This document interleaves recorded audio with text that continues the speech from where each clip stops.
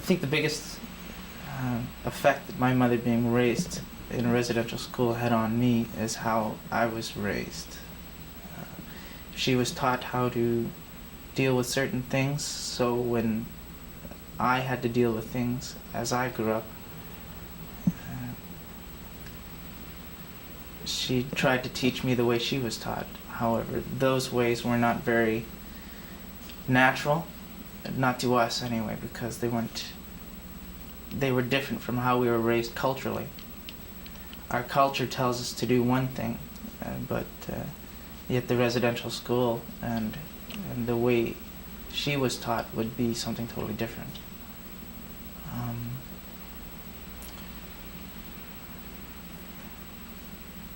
Can you give me an example? Yeah,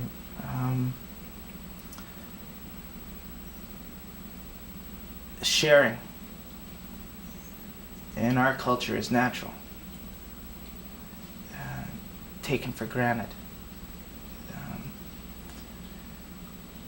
It goes way back from when, if you were successful in a hunt, you shared it to sustain everyone.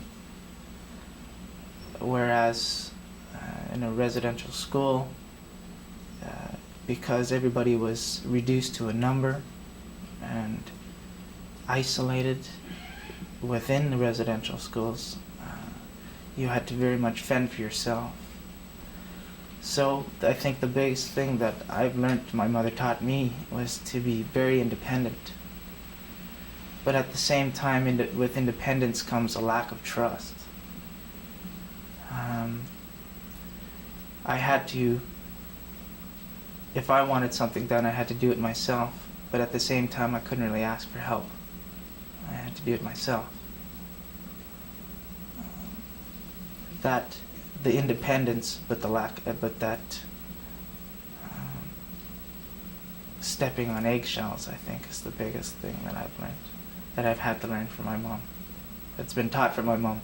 That now, as all the revelations of what my mother went through, as that's coming through, I am now just coming to grips with why I react to things myself now. It's because of things that happened to my mother's years, decades ago. I think that's a perfect example, right there, of the kind of longing and lasting consequences of the residential schools.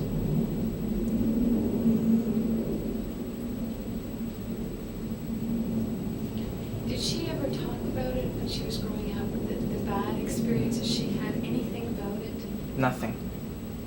Nothing was nothing was spoken to me of the residential schools. It was mentioned that she went.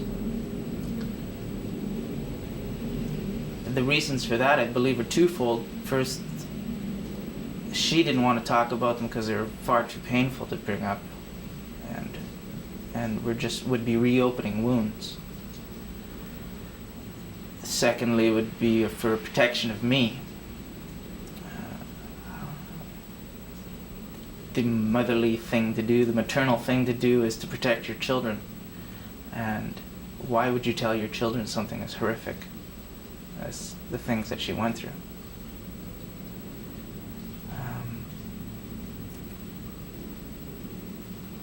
She didn't know how I'd react. She wouldn't know how I'd react. I reacted very angrily when I did come to know. So, and that's now that I'm older. If she had told me when I was 12 or 15 or even 18, who knows how I would have reacted. My whole system of values could have been totally upturned. My belief in the church, I could have attacked the church for attacking my mother. I could have seen it as a direct attack against my mother, or a direct attack against my people.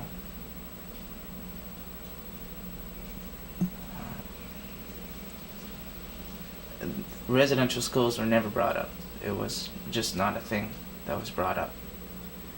Mind you, by the time I was growing up, my mother was well on her way of establishing herself in the community, and